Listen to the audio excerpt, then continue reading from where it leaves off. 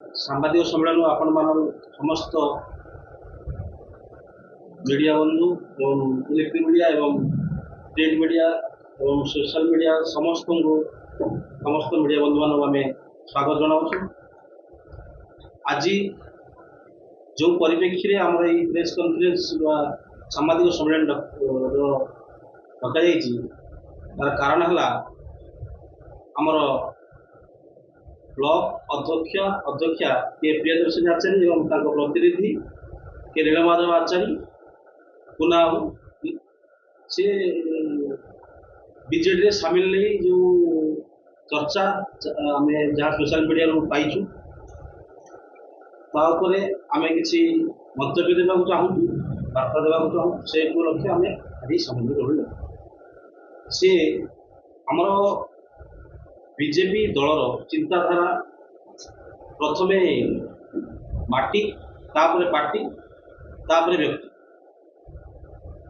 ଆଉ ଏଇ ଯେଉଁ ଆମର ବିଜେପିର ଯେଉଁ ଡବଲ ଇଞ୍ଜିନ୍ ସରକାର ଚାଲିଛି, ଆମର ଓଡ଼ିଶା ସରକାର, ଏ ସରକାର ହେଉଛି ଲୋକଙ୍କ ସରକାର। ଲୋକଙ୍କ ସ୍ୱାର୍ଥକୁ ଦୃଷ୍ଟି ରଖି ଯଦି କାହାର ବ୍ୟକ୍ତିଗତ ସ୍ୱାର୍ଥ ଉପରେ ଆଞ୍ଚ ଆସେ, ତାଙ୍କ ସ୍ୱାର୍ଥ ହାସଲ ନ ହୋଇପାରେ, ସେ ଆମ ଦଳକୁ ଆସିଥିଲେ ଅଳ୍ପ କମ୍ ଦିନ ହେଲା ଏବଂ ସେ ତାଙ୍କର ସେ ସ୍ୱାର୍ଥ ହାସଲ କରିପାରିଲେ ନାହିଁ। ସେଇଥିପାଇଁ ସେ ବିଜେଡ଼ିରେ ମିଶିବା ନେଇ ଚର୍ଚ୍ଚା ହେଉଛି। ସେ ମଧ୍ୟ ମିଡ଼ିଆ ଆପଣଙ୍କ ସାମ୍ନାରେ ସମସ୍ତଙ୍କ ଆଗରେ ବାଇଟ୍ ପ୍ରଦାନ କରିଛନ୍ତି। ସେଇଥିରୁ ଆମେ ବି ଶୁଣିବୁ। ଆଜି ଆପଣମାନଙ୍କ ମାଧ୍ୟମରେ, ମିଡ଼ିଆ ମାଧ୍ୟମରେ ଓ ସୋସିଆଲ ମିଡ଼ିଆ ମାଧ୍ୟମରେ ଆମେ ଜାଣିବାକୁ ପାଇଲୁ ଯେ ବହୁ ଶତାଧିକ ବିଜେପି କର୍ମୀ ଆଜି ବିଜେଡ଼ିରେ ସାମିଲ ହେବେ। କିନ୍ତୁ ଆମେ ଦେଖିବାକୁ ପାଇଲୁ, ଯାହା ଆମ ପାଖରେ ବି ଭିଡ଼ିଓ ଅଛି, ଫଟୋ ଅଛି, ଆମର କୌଣସି ବିଜେପିର କାର୍ଯ୍ୟକର୍ତ୍ତା ସେଇଠି ନାହାନ୍ତି କି ଯାଇନାହାନ୍ତି। କେବଳ ଆମର କିଏ ନୀଳମାଧବ ଆଚାର୍ଯ୍ୟ ଯିଏ ପ୍ରତିନିଧି ଅଛନ୍ତି ବ୍ଲକ ଅଧ୍ୟକ୍ଷଙ୍କ, ଆଉ ବ୍ଲକ ଅଧ୍ୟକ୍ଷକୁ ତ ଆମେ ଭିଡ଼ିଓରେ କି ଇଏ ଦେଖିଲୁ, ସେ ଯାଇଥିବେ ସେଠିକି ଭୁବନେଶ୍ୱର, ସେ ଥିଲେ ଭୁବନେଶ୍ୱର ଯାଇଥିବେ। ଏପର୍ଯ୍ୟନ୍ତ ଆମ ପାଖରେ କିଛି ଇଏ ନାହିଁ। କିନ୍ତୁ ଆମର ବିଜେପିର କୌଣସି କାର୍ଯ୍ୟକର୍ତ୍ତା ଆଜି ବିଜେଡ଼ିରେ ସାମିଲ ହେବାକୁ ଯାଇନାହାନ୍ତି।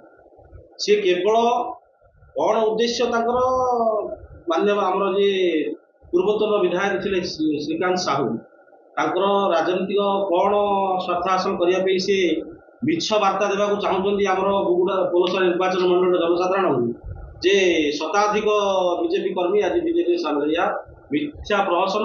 ଏହାର କିଛି ମାନେ ପ୍ରଭାବ ହିଁ ନାହିଁ ଯେ କୌଣସି ଲୋକ ଯାଇଛି ବୋଲି, କି ଆମ ଦଳ ପ୍ରତି ଏହାର ପ୍ରଭାବ ମଧ୍ୟ ପଡ଼ିବ ନାହିଁ।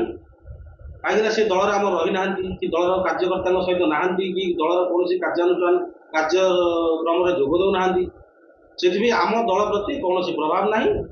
ଆଉ ଯେଉଁ ମିଛ ପ୍ରଚଳନ ହେଉଛି, ଏଇଥିରୁ ଆମେ ସମସ୍ତଙ୍କୁ ନିବେଦନ କରୁ ନିବୃତ୍ତ ରହିବା। କିଏ ବର୍ତ୍ତମାନ ବିଜେଡ଼ିରେ ଥିଲେ, ତାପରେ ନିର୍ବାଚନ ପରେ ସେ ବିଜେପିକୁ ଆସିଲେ, ପ୍ରାୟତଃ 2 ବର୍ଷ ହବ। ତ କ'ଣ ଏମିତି ସ୍ୱାର୍ଥ ଆପଣ ଟିକେ ଖୋଲିକି କୁହନ୍ତୁ। ତାଙ୍କର ମାନେ ପ୍ରଚାରିତ ହେଇପାରିଲେନି ଯେ ସେ ବିଜେପି ଛାଡ଼ି ପୁଣି ବିଜେପି ଦଳକୁ ଗଲେ। ସ୍ୱାର୍ଥ ଏଇଆ ଯେ ଆପଣମାନେ ଜାଣିଥିବେ, ଷୋଡ଼କ ବୋଲି ଗୋଟେ ଗ୍ରାମ ଅଛି, ସେଠି ଗୋଟେ ପାହାଡ଼ ଅଛି। ସେ ପାହାଡ଼ ପାଖରେ ତାଙ୍କର ଗୋଟେ କ୍ରସର ବି ଅଛି। ସେ ପାହାଡ଼ ସେ ବ୍ଲାଷ୍ଟ କରିକି ନେଉଥିଲେ ଆଗକୁ। ଯେତେବେଳେ ବିଜେଡ଼ି ଶାସନରେ ଥିଲା, ସେ ସେଇ ଗ୍ରାମର ଲୋକମାନଙ୍କୁ ଧରାଧମା କରି, ଡରେଇ ଚମକେଇ, ସେମାନଙ୍କୁ ଧମକ ଦେଇ ସେଇ ପାହାଡ଼ ଚାଲୁଥିଲା। କିନ୍ତୁ ଯେତେବେଳେ ଲୋକଙ୍କ ସରକାର, ଆମ ବିଜେପି ସରକାରଙ୍କ ଶାସନକୁ ଆସିଲେ, ମାନ୍ୟବର ମୁଖ୍ୟମନ୍ତ୍ରୀଙ୍କର ସରକାର, ଲୋକଙ୍କ ସରକାର, ସେ ସରକାରରେ ଆମେ ଲୋକଙ୍କ ପାଇଁ, ଲୋକଙ୍କ ହିତ ପାଇଁ ହିଁ ଆମେ କାର୍ଯ୍ୟ କରୁଛୁ। ଆମର ମାନ୍ୟବର ମନ୍ତ୍ରୀ ଯିଏ ଅଛନ୍ତି ଗୋକୁଳାନନ୍ଦ ମଲ୍ଲିକ, ସିଏ ତାଙ୍କର ବି ନିର୍ଦ୍ଦେଶ ଆମର ସମସ୍ତ କାର୍ଯ୍ୟକର୍ତ୍ତାଙ୍କୁ ଯେ ଲୋକଙ୍କ ସ୍ୱାର୍ଥରେ ଯଦି କୌଣସି ପ୍ରକାର ବାଧା ଆସେ, ମୁଁ ଟୟଲେଟ୍ କରିବି ନାହିଁ। ସେଇଥିପାଇଁ ମୋତେ କ୍ଷମା କରିଦେବ। ଯଦି ଲୋକଙ୍କର ହିତରେ ଆସିବ କାର୍ଯ୍ୟ, ସେଇ କାର୍ଯ୍ୟ ଆମେ କରିବା। ତ ସେ ଯେତେବେଳେ ଜାଣିଲେ ଏଇସବୁ ମନ୍ତବ୍ୟ ମାନ୍ୟବର ମନ୍ତ୍ରୀ ଦେଇଛନ୍ତି ଯେ ମୋର କାମ ଆଉ ହେବାର ନାହିଁ, ମୁଁ ଯେଉଁ ପାହାଡ଼ ଫୁଟେଇବି, ଯେଉଁ ଧମକ ଚମକ ଦେଇ ସେ ଗ୍ରାମବାସୀଙ୍କୁ ଡରେଇ ଧମକେଇ, ଆଉ ସେଇଟା ମୋର ହେଇପାରିବ ନାହିଁ। ତ ସେଇଥିପାଇଁ ସିଏ ନିଜର ସ୍ୱାର୍ଥ ହାସଲ ନ ହେବା ଯୋଗୁଁ ଆଜି ବିଜେଡ଼ିରେ ସାମିଲ ହେଉଛନ୍ତି। ତାକୁ ନେଇ ବିଜେପିରେ କିଛି ଇଏ ହେବ କି, କିଛି କ୍ଷତି? ବିଜେପିର କୌଣସି କ୍ଷତି ହେବାର ନାହିଁ।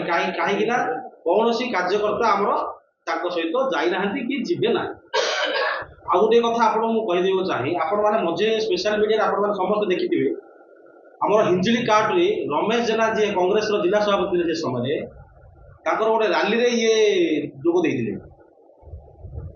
ସେ ଭିଡ଼ିଓ ବି ଭାଇରାଲ ହେଇଥିଲା, ଆପଣମାନେ ସମସ୍ତେ ନଜରକୁ ଆସିଥିବ। ସେଇଥିପାଇଁ ସିଏ ନିଜକୁ କୋଉ ଦଳର ଚିନ୍ତା କରନ୍ତି ନାହିଁ, ସିଏ କେବଳ ନିଜ ସ୍ୱାର୍ଥ ଯୋଉଠି ସିଏ ସେଠି ରହନ୍ତି। ପଲିଟିକାଲ ପ୍ଲାଟଫର୍ମରେ ଯିଏ ଯେତିକି ଦୌଡ଼ିବ ସେ ସେତିକି ଆଗକୁ ଯିବ। ଯଦି ପ୍ରଶ୍ନ ଆସୁଛି ବ୍ଲକ ଚେୟାରମ୍ୟାନ୍ ବିଜେପିରେ ସାମିଲ ହେଲା ପରେ ତାଙ୍କୁ ଗୁରୁତ୍ୱ ଦିଆଯାଉ, ସିଏ ଦିନେ କୌଣସି କାର୍ଯ୍ୟକ୍ରମ ବିଜେପିର କାର୍ଯ୍ୟକ୍ରମରେ ସେ ଯୋଗ ଦେଇଛନ୍ତି କି ନାହିଁ?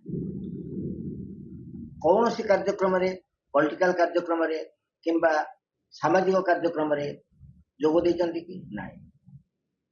ସମ୍ପୂର୍ଣ୍ଣ ନିରବତା ଭିତରେ ରହିଥିବା ଜଣେ ମଣିଷ କହିବ ମୋର ଫଳକରେ ନାଁ ରହିଲାନି, ମୋତେ ପଦପଦବୀ ଦିଆଗଲାନି, ମୋତେ ଗେଷ୍ଟ କରି ନିଆଗଲାନି, ଏଇଟା ପାଗଳର ପ୍ରଭାବ ଛଡ଼ା କିଛି ନାହିଁ।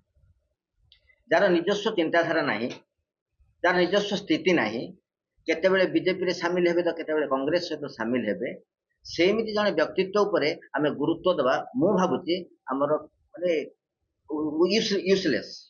ଆମେ ତାଙ୍କ ଉପରେ ଆମେ କୌଣସି ଆଲୋଚନା କରିବା ଉଚିତ ନାହିଁ। କୌଣସି ଫରକ ପଡ଼ିବନି ବିଜେପିର। ଏମିତି ଜଣେ କର୍ମୀ, ଯୋଉ କର୍ମୀର ନିଜସ୍ୱ ଚିନ୍ତାଧାରା ନାହିଁ, ନିଜର ଗୁରୁତ୍ୱ ନାହିଁ, ସିଏ କୋଉ ଦଳକୁ ଗଲେ ତାର ସ୍ଥିତି ବଢ଼ିବ ନାହିଁ କିମ୍ବା ବିଜେପିରୁ ଚାଲିଗଲେ ବିଜେପିର କୌଣସି ଫରକ ପଡ଼ିବ ନାହିଁ। ଯେତେବେଳେ ପର୍ଯ୍ୟନ୍ତ ବ୍ୟକ୍ତିଗତ ସ୍ୱାର୍ଥ ହାସଲ କରିବାର ଆକାଂକ୍ଷା ଥିଲା, ଆଶା ଥିଲା, ସେତେ ଦିନ ପର୍ଯ୍ୟନ୍ତ ସିଏ ବିଜେପି ସହିତ ସାମିଲ ଅଛନ୍ତି। ଯେତେବେଳେ ବାରମ୍ବାର ପ୍ରେସର କଲେ ଯେ ଅନୈତିକ କାର୍ଯ୍ୟରେ ସାମିଲ ହେବା କିମ୍ବା ଦୁର୍ନୀତିମୂଳକ କାର୍ଯ୍ୟରେ ସାମିଲ ହେବା, ଏ କଥାକୁ କୌଣସି ବିଜେପି କର୍ମୀ କିମ୍ବା ନେତା କିମ୍ବା ମନ୍ତ୍ରୀ ସପୋର୍ଟ କଲେନି। ଆପଣମାନେ ସମସ୍ତେ ଜାଣିଛନ୍ତି, ସେ କେବଳ ଏ ଗୋଟେ ଜିନିଷ ନାହିଁ, ଫାଲ୍ସ ବିଲ୍ କରିବା ପାଇଁ ଚାହିଁବେ ମନ୍ତ୍ରୀକୁ ପ୍ରେସର କରିବେ, ପଥର କୁଆରି ଚଲେଇବା ପାଇଁ କହିବେ ପ୍ରେସର କରିବେ। ଯୋଉଠି ସମଗ୍ର ଜନସାଧାରଣ ଗୋଟେ ଏରିଆ ଲୋକ ଆନ୍ଦୋଳନକୁ ଆସିଲେ, ଆରତୀ ଦେବୀଙ୍କର ନେତୃତ୍ୱରେ ଯୋଉ ପ୍ରକାର କାର୍ଯ୍ୟକ୍ରମ ହେଲା ସେଟାକୁ ଜନସାଧାରଣ ସମର୍ଥନ କଲେ।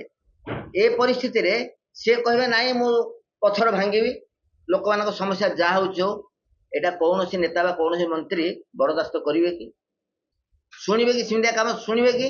ତଥାପି ସେ ଆଶା କରୁଥିଲେ ଯେ ମୋର କାର୍ଯ୍ୟ ହାସଲ କରିବ। ସେ ଯେତେବେଳେ ଜାଣିଲେ ଯେ କୌଣସି ପରିସ୍ଥିତିରେ ଦୁର୍ନୀତି ଟଚ୍ କରିପାରିବନି ମନ୍ତ୍ରୀକୁ, ସେତେବେଳେ ସେ ବାଧ୍ୟ ହେଇକିରି ଦଳରୁ ବାହାରିବା ପାଇଁ ବାଧ୍ୟ ହେଲେ।